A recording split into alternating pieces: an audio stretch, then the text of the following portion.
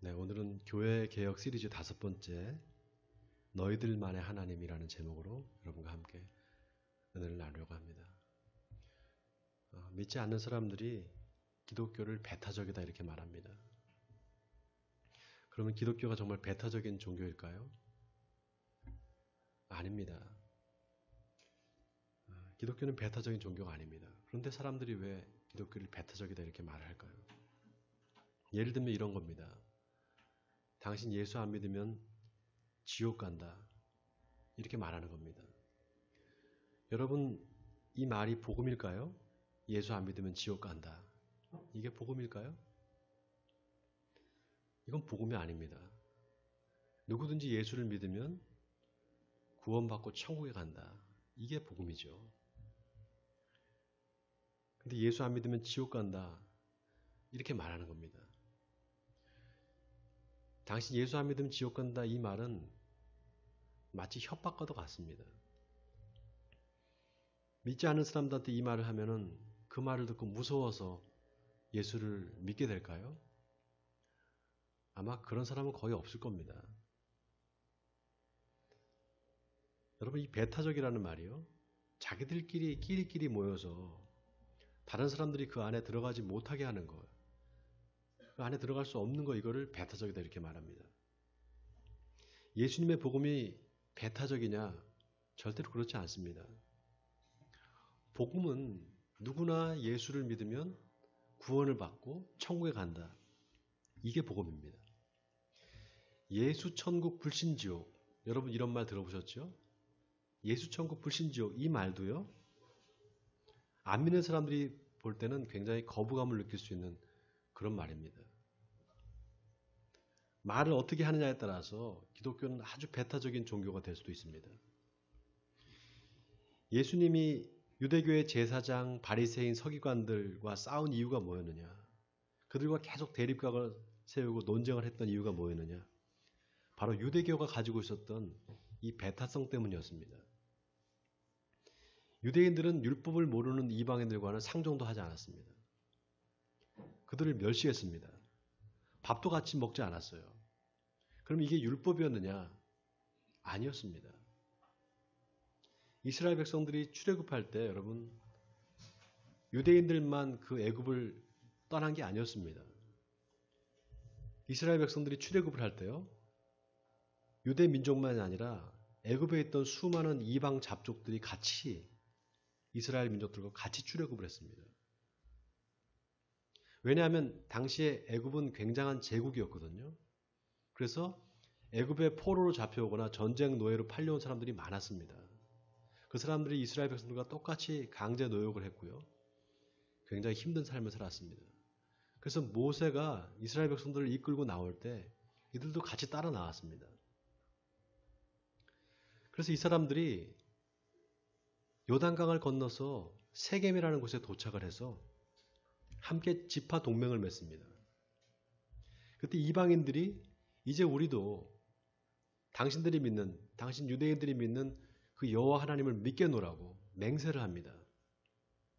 그래서 다 이 사람들이 이스라엘에 편입이 됩니다. 그래서 이스라엘은 믿음의 공동체지 혈연 공동체가 아닙니다. 그런데 이 유대인들이 아주 배타적이고 또 유대교가 아주 배타적인 종교가 됩니다. 원래는 그런 종교가 아니었는데 아주 배타적인 종교로 변화가 됩니다. 그게 언제였는가 하면 바로 바벨론 포로기 이후입니다. 기원전 586년에 바벨론의 느부갓네살 왕이 예루살렘에 쳐들어와서 예루살렘을 함락시킵니다. 이스라엘 백성들을 다 포로로 잡아갔어요. 그걸 우리가 바벨론 유수다 이렇게 말합니다. 그리고 나서 페르시아가 이제 바벨론을 멸망시킵니다. 페르시아의 고레스 왕이 유대인들을 해방을 시켜줘요. 이제 너희들 다시 너희 나라로 돌아가도 좋다. 유대인들을 완전히 해방시켜줍니다. 그래서 유대인들이 다시 예루살렘으로 돌아와요. 그래서 제일 먼저 한 일이 뭔가? 바로 예루살렘 성전을 재건하는 일이었습니다. 그 전에 솔로몬 성전이 아름답게 지어졌는데 그 성전이 다 회파되고 파괴됐는데 다시 이제 성전을 재건하는 겁니다. 그 성전을 수룹바벨 성전이다 이렇게 말합니다. 수룹바벨은 유대의 총독이었습니다. 유대인들이었습니다. 그런데 이 수룹바벨 성전은 말이 성전이지 이전에 솔로몬 성전과 비교했을 때는 너무 초라한 것이었습니다. 그리고 그 성전이 지어진 이후에 이제 유대인들이 1차, 2차, 3차에 걸쳐서 계속해서 바벨론에서 다시 예루살렘으로 돌아오게 됩니다. 자, 오늘 본문에 에스라라는 사람이 등장을 하죠. 이 에스라는 어떤 사람이었는가? 학사였습니다. 지금으로 말하면 학자입니다. 말하자면 서기관과 같은 사람들이죠. 성경을 가르치는 사람이었습니다. 이 에스라도 포로에서 이제 돌아오게 됩니다. 그리고 뭘 하느냐 하면 유대교를 다시 일으켜 세웁니다. 여러분, 유대교가 이게 모세의 종교거든요. 유대교의 시작은 시내산부터 시작됩니다. 모세가 시내산에서 하나님의 율법을 받았을 때부터, 그때부터 유대교가 시작됩니다. 근데 이 유대교가 에스라 이후부터, 에스라 시대 이후부터는 완전히 다른 종교가 됩니다. 이때부터 아주 배타적인 유다이즘이, 다시 말해서 유대교가 시작되는 겁니다. 자, 오늘 본문 1절을 보세요. 에스라가 하나님의 성전 앞에 엎드려 울며 기도하여 죄를 자복할 때 많은 백성이 크게 통곡하며 이스라엘 중에서 백성의 남녀와 어린아이의 큰 무리가 그 앞에 모인지라. 자, 보세요 여러분. 에스라가 하나님의 성전 앞에서 울면서 기도를 합니다. 통곡을 하면서 기도를 해요. 바로 이 성전, 하나님의 성전 앞에서 기도했을 때 그 성전이 바로 스룹바벨 성전이잖아요. 왜 이렇게 울면서 기도를 했을까? 옛날에 하나님께서 우리 민족에게, 이스라엘 민족에게 복을 주시고 아름다운 그 솔로몬 성전을 주셨을 때 우리가 그때 그 아름다운 성전에서 예배드렸는데 이제 이렇게 형편없는 초라한 성전에서 예배를 드리게 되는구나. 이게 다 우리가 하나님을 떠나서 우상 숭배를 했기 때문이다. 회개한 겁니다. 후회와 회한이죠. 그래서 하나님 앞에 회개 기도를 한 거예요. 그러니까 사람들이 다 같이 모여서 함께 통곡하면서 기도했습니다. 남녀와 어린아이 할 것 없이 전부 나와서 하나님께 회개 기도를 한 거죠. 자, 그런데 그때 어떤 일이 일어났는가 하면은 엘람 자손 중에 여히엘의 아들 스가냐가 에스라한테 와서 이렇게 말합니다. 우리가 하나님께 범죄했습니다. 이방 여자를 맞이해서 아내로 삼았습니다. 이렇게 말합니다. 그리고 뭐라고 하는가 하면은 그러나 이스라엘에게 아직도 소망이 있습니다. 그러면서 이 모든 이방인 아내들과 그들의 자식들을 내보내기로 하나님과 언약을 세우고 율법대로 합시다. 이렇게 제안을 합니다. 그리고 이는 당신이 주장할 말입니다. 당신이 주장할 일입니다. 일어나소서 우리가 돕겠습니다. 이렇게 말합니다. 자, 여러분 보세요. 에스라가 눈물로 통회하면서 기도를 했어요. 하나님께. 근데 그 결과가 어떻게 나타나느냐? 바벨론에서 살면서 이방 여인과 결혼하고 자식을 낳은 거, 이게 바로 죄라는 겁니다. 우리가 하나님 앞에 죄 지은 게 바로 이거라는 겁니다. 이게 잘못했다는 거예요. 그러니까 이제라도 빨리 이 여자들과 자식들을 이스라엘에서 쫓아내야 됩니다. 이렇게 말한 겁니다. 이 말을 들은 에스라가 어떻게 하는가 하면은 제사장과 레위인들을 소집을 합니다. 그리고 이스라엘 백성들이 다 보는 앞에서 뭐라고 말하는가 하면 지금 이 사람이 이 말을 했는데 여러분들이 다 이 말에 동의한다면 맹세를 해라. 이렇게 말합니다. 이스라엘 백성들이 전부 다 그렇게 하겠습니다. 맹세합니다. 이렇게 말합니다. 그러니까 에스라가 성전에서 나와서 어떤 집에 들어가서 금식을 해요. 그리고 나서 나와서 너희는 다 예루살렘으로 모여라. 이방 여인과 결혼하고 자식을 낳은 그 사람들을 3일 내에 다 예루살렘으로 오라고 말합니다. 만약에 오지 않으면 재산을 다 몰수하겠다고 협박을 합니다. 그러니까 사람들이 다 이방 여인들과 결혼한 사람들이 다 하나님의 성전 앞에 모이게 돼요. 근데 그날 억수 같은 비가 내립니다. 그래서 백성들이 다 비를 맞고 떨고 있을 때 에스라가 나와서 뭐라고 말하는가 하면은 자, 우리 다 같이 10절에서 12절 우리 같이 한번 읽어볼까요? 오늘 본문 10절에서 12절까지 같이 한 목소리 읽어보겠습니다. 시작.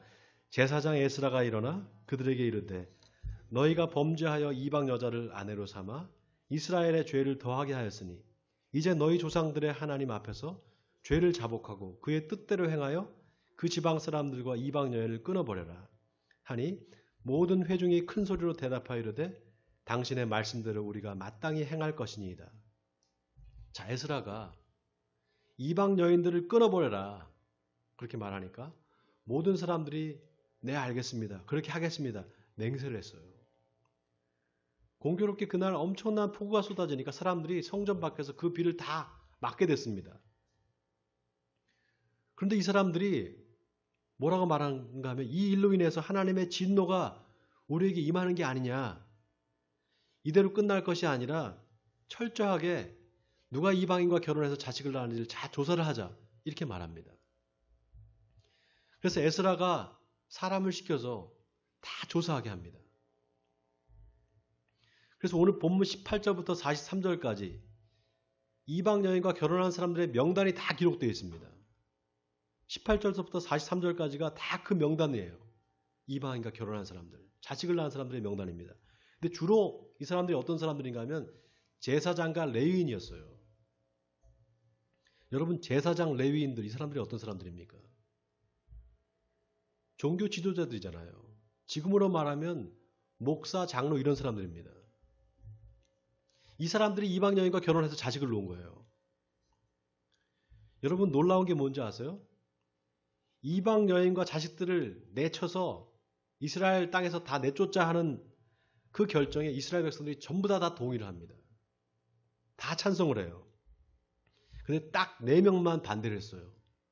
오늘 본문 15절에 오직 아사엘의 아들 요나단과 디과의 아들 야스야가 일어나 그 일을 반대하고 무슬람과 레위 사람 삽부대가 그들을 돕더라.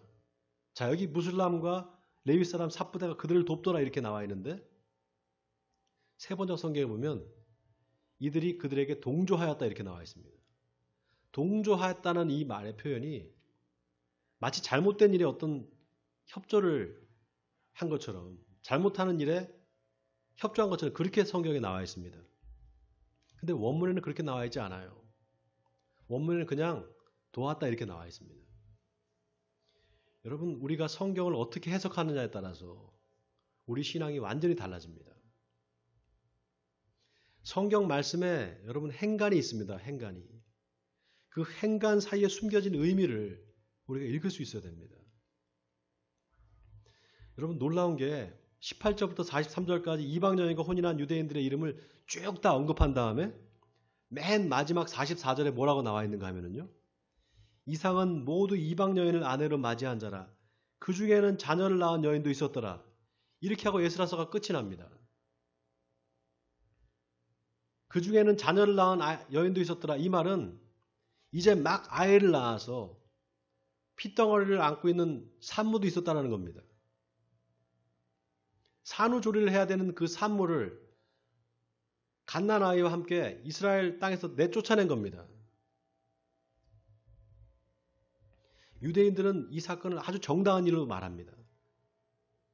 유대교는 이 사건을 아주 정당한 일로 해석을 해요. 어떻게 유대인이 이방 여자와 결혼해서 자식을 놓을 수 있느냐? 이거는 하나님 앞에 죄진 거다 이렇게 말합니다. 그러면 우리 기독교는 이걸 어떻게 해석해야 될까요? 유대인들은 그렇게 해석했는데 우리 기독교는 어떻게 해석해야 될까요? 제가 유튜브에서 이 본문을 가지고 설교하는 목사님들의 설교를 거의 다 들어봤습니다. 그런데 열이면 열 다 똑같아요. 이게 에스라의 회개운동이라는 거예요. 하나님만 섬기겠다. 오직 하나님만 우리가 섬겨야 된다. 이 결정을 내렸다는 거예요. 정말 잘한 결정이라는 겁니다. 그러면은 이스라엘 사람과 결혼한 이 이방 여인과 자녀들은 어떻게 되는 겁니까? 여러분 그 사람들이 다시 바벨론으로 돌아가면서 뭐라고 했을까요? 너희들이 믿는 그 하나님, 그래 너희들 잘 믿어라. 우리는 절대로 믿지 않겠다. 그러지 않았겠습니까? 도대체 종교가 뭐길래, 그까지 종교와 교리가 뭐길래 사람 생명보다 중요합니까? 여러분, 바벨론에서 이스라엘까지 거리가 얼마나 되는지 아십니까? 14,000km입니다. 14,000km. 하루 24시간 쉬지 않고 계속 걸어도요, 10하루가 걸립니다. 쉬지 않고 계속 24시간을 걸어도. 엄청나게 먼 거리예요. 그 먼 거리 이 사람들이 다 걸어온 겁니다. 그 남편 하나 믿고 결혼해갖고 자식을 놓고 그 남편, 유대인 남편을 믿고 걸어온 거예요. 여기까지. 근데 다 나가라고 내쫓은 거예요. 근데 여러분, 놀라운 게 뭔지 아세요? 예레미야서에 보면 하나님이 예레미야한테 뭐라고 하셨느냐? 너희가 바벨론의 포로로 잡혀가면 거기서 자식을 놓고 거기서 살아라 그랬습니다. 우리 한번 성경을 찾아볼까요? 예레미야서 29장 4절에서 6절까지인데요. 제가 가지고 있는 성경 1096페이지입니다. 한번 우리 찾아보겠습니다. 1096페이지. 예레미야 29장 4절에서 6절까지 우리 찾아서 같이 한번 읽어보겠습니다. 자, 찾으셨어요? 찾으셨으면 같이 읽겠습니다. 시작. 만군의 여호와 이스라엘의 하나님께서 예루살렘에서 바벨론으로 사로잡혀가게 한 모든 포로에게 이와 같이 말씀하시니라. 너희는 집을 짓고 거기서 살며 텃밭을 만들고 그 열매를 먹으라. 아내를 맞이하여 자녀를 낳으며 너희 아들이 아내를 맞이하며 너희 딸이 남편을 맞아 그들로 자녀를 낳게 하여 너희가 거기에서 번성하고 줄어들지 아니하게 하라. 하나님이 뭐라고 말씀하셨느냐? 너희들 바벨론의 포로로 잡혀가면 거기서 자식을 놓고 살아라는 겁니다. 아내를 맞이해서. 근데 그 아내와 자식을 다 내쫓아버리는 거예요. 하나님의 뜻과는 전혀 상관없이 완전히 반대로 행하는 겁니다. 여러분, 하나님께서 이스라엘 백성들이 내렸던 이 결정, 이방 여인과 자녀들을 다 내쫓으라는 이 결정을 하나님께서 기뻐하셨을까요? 여러분, 우리가 여기서 한번 생각해 봐야 됩니다. 과연 종교라는 게 뭐냐는 거예요. 내가 믿는 종교가 내 가족을 버릴 만큼 중요합니까? 그걸 하나님이 원하실까요?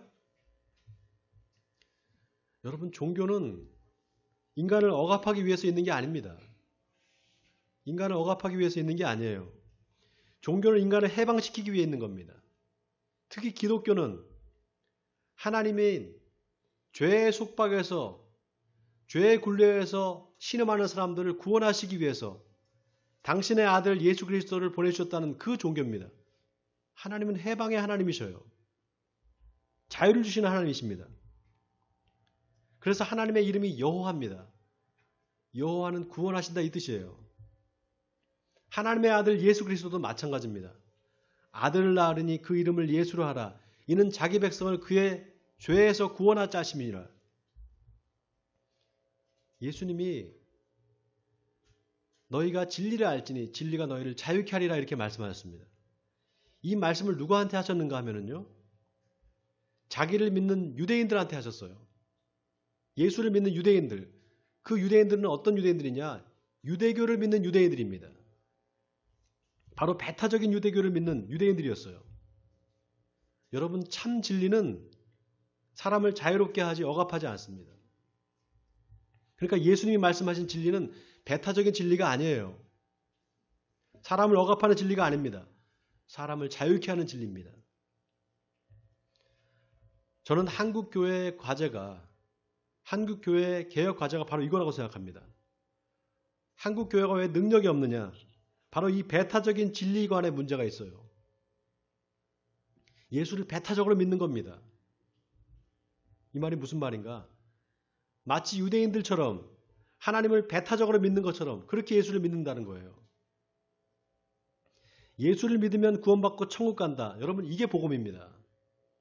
예수 믿지 않으면 지옥 간다. 이게 복음이 아니에요. 아니, 목사님, 그 말이 그 말 아닙니까? 같은 말 아닙니까? 아니에요. 완전히 다른 말입니다. 당신 예수 안 믿으면 지옥 간다. 이 말은 사실 예수 믿는 사람들한테 해야 되는 말이에요.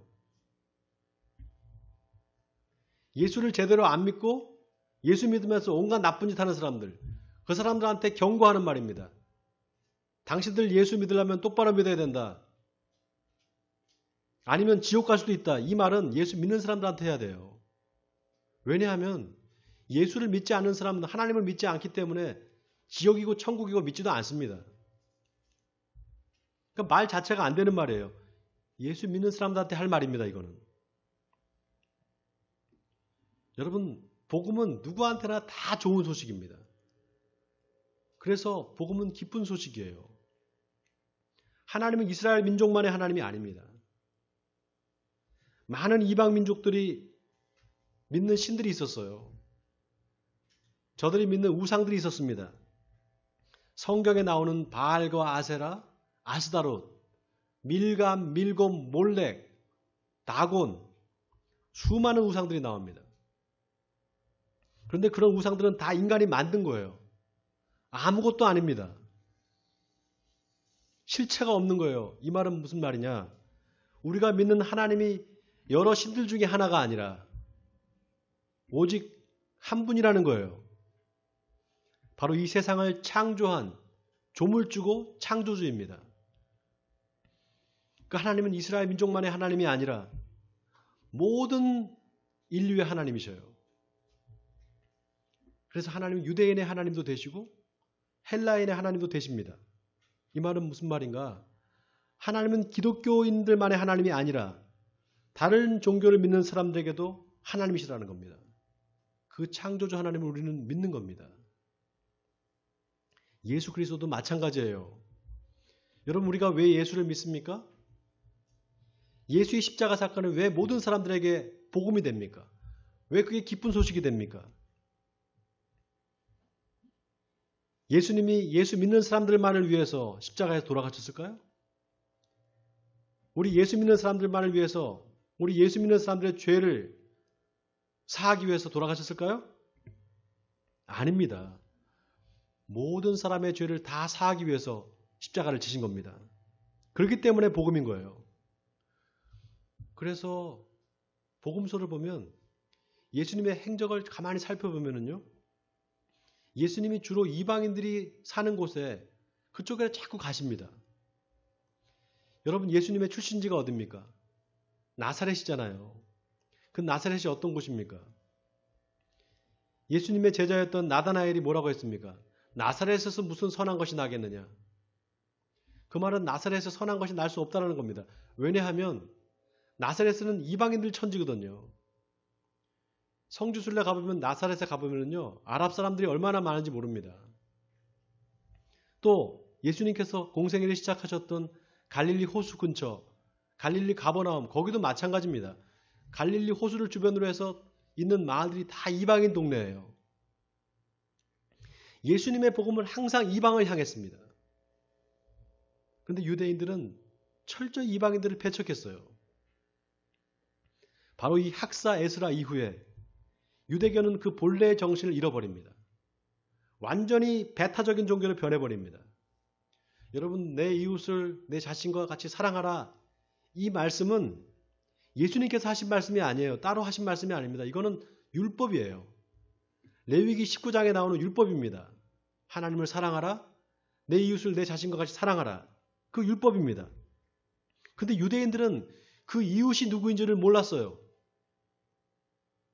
그래서 한 율법사가 예수님한테 찾아와서 물어봅니다. 내 이웃이 누굽니까? 이렇게 물어봤어요. 그때 예수님께서 하신 비유가 바로 선한 사마리아인의 비유입니다.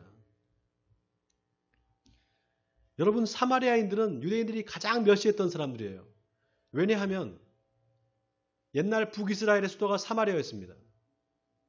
그런데 아수르가 쳐들어와서 거기에 이방 잡족들을 다 혼혈 잡족들을 만들어버렸어요. 이민 정책을 통해서. 그래서 혼혈인들이 많았습니다. 사마리아에. 그래서 유대인들이 그 혼혈인들을 싫어하고 멸시했어요. 그런데 그 사마리아인이 강도 만난 자에, 쓸어서 죽어가는 자의 이웃이 돼준 겁니다. 여러분, 예수님이라면 오늘 이 에스라서 본문, 에스라 10장 1절에서 4절의 이 사건 어떻게 해석하셨을까요? 잘했다 그래. 이방 여인들 잘 쫓아냈다. 걔들 하나님 안 믿는 사람들이니까 쫓아내야지. 이렇게 칭찬하셨을까요? 저는 아니라고 생각합니다. 여러분, 예수님 시대의 유대교는 에스라 이후에 형성된 배타적 유다이즘, 다시 말해서 아주 배타적인 유대교가 유대 사회를 전체를 지배하고 있었습니다. 예수님과 늘 각을 세웠던 대제사장, 서기관, 바리새인들은 바로 이 에스라의 후예라고 해도 과언이 아닙니다. 여러분, 기독교는 하나님의 사랑을 전하는 종교입니다. 아멘입니까? 하나님의 사랑을 전하는 종교예요. 배타적인 종교가 아닙니다. 끼리끼리만 논다. 예수 믿는 사람들 끼리끼리 놀잖아. 교회 다니는 사람들 끼리끼리 놀잖아. 이런 말을 들으면 안 됩니다. 그래, 너희들이 믿는 하나님 나는 안 믿고 싶어. 이런 말을 들으면 절대로 안 됩니다. 예수 그리스도가 전한 복음은 가장 개방적인 메시지입니다. 누구든지 예수를 믿으면 죄에서 구원받습니다. 이게 복음입니다. 지난주 화요일에 일본에 계신 저희 장인어른이 돌아가셨습니다. 85세로 세상을 떠나셨어요. 코로나 때문에 장례식에 가보지도 못했습니다. 아무도 갈 수가 없습니다. 장인어른이 한국을 참 좋아하셨어요. 그 드라마 대장금이 일본에서 히트하고 난 다음에 그걸 보시고 감동을 받으셨어요. 매년 한국에 나오셨어요. 대장금 촬영지를 다 다니셨습니다. 어떤 때는 1년에 2번도 나오셨어요. 제가 사위로서 잘한 일이 하나 있는데요. 그 대장금의 주인공 이영애 씨 사인을 받아줬습니다. 나중에는 혼자 오셔가지고요. 혼자 막 다니셨어요. 가이드도 없이. 말도 안 통하시면서.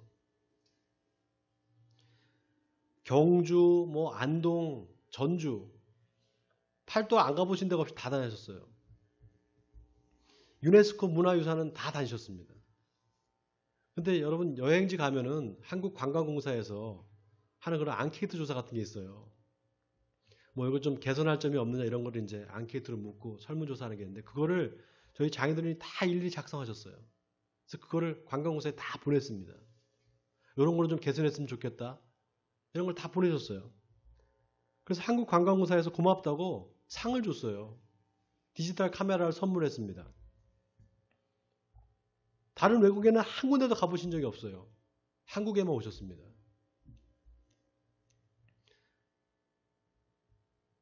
사랑하는 딸하고 손주를 보러 오신 거죠.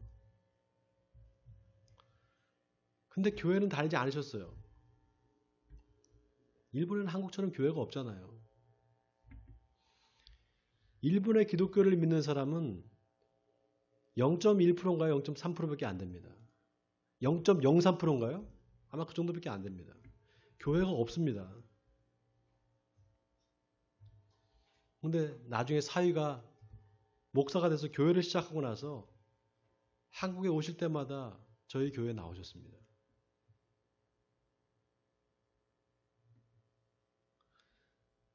저는 저희 장인어른이 예수를 믿었는지 안 믿었는지 모르겠습니다. 일본에 계실 때 한국 선교사 부부가 저희 장인어른한테 한국말도 가르쳐주고 그랬습니다. 몇 번 복음을 듣기도 했을 겁니다. 제가 일본에 갈 때마다 또 장인어른이 오실 때마다 장인어른 예수 믿으면 우리 다 천국에서 볼 수 있습니다. 이렇게 말하면 그냥 웃으셨어요. 저는 모르겠습니다. 마지막 순간에 사위와 딸이 믿는 그 예수를 나도 좀 믿어봐야 되겠다. 혹시 마음으로 결심하셨는지 잘 모르겠습니다. 그러나 저는 하나님이 저희 장인어른을 하나님의 나라로 인도해 주실 줄 믿습니다. 이게 제 믿음입니다. 사랑하는 성도 여러분, 내가 기독교의 교리를 믿는다고 해서 그리스도인이 되는 게 아닙니다. 하나님의 사랑, 그 무조건적인 아가페의 사랑을 실천하는 사람, 그 사람이 그리스도인입니다. 선거 때가 되면 정치인들이 교회를 찾습니다. 자기가 교회에 다닌다고 합니다. 하나님을 믿는다고 합니다. 근데 거짓말을 합니다. 이거는 그만큼 기독교가 그 기독교의 위신이 땅에 떨어졌다는 겁니다. 예수 믿는 사람들이 세상 사람들과 다르지 않기 때문에 저 사람이 예수를 믿는다고? 그럼 나도 예수 믿는 거지 뭐. 나도 교회 다니는데. 이렇게 생각하는 겁니다. 어쩌면 이게 당연한 겁니다. 왜냐? 우리가 빛과 소금의 역할을 못하면 세상 사람들한테 밟힙니다. 버림받고 짓밟히게 됩니다. 사랑하는 성도 여러분, 이제 하나님의 타작마당에서 키질이 시작됐습니다. 알곡과 가라지를 가르는 키질이 시작됐어요. 하나님께서 직접 그 일을 시작하셨습니다. 근데 그게 세상 사람과 교회 다니는 사람을 가르는 게 아닙니다. 교회 다니는 사람과 그리스도인을 가르는 겁니다. 원하기는 저와 여러분의 신앙이 하나님을 기쁘시게 하는 신앙이 되기를 바랍니다. 하나님이 우리에게 뭘 원하시는지 깨닫게 되기를 바랍니다. 그래서 저와 여러분을 통해서 복음이 세상에 전파되고 하나님의 나라가 확장되기를 주님의 이름으로 간절히 축원드립니다.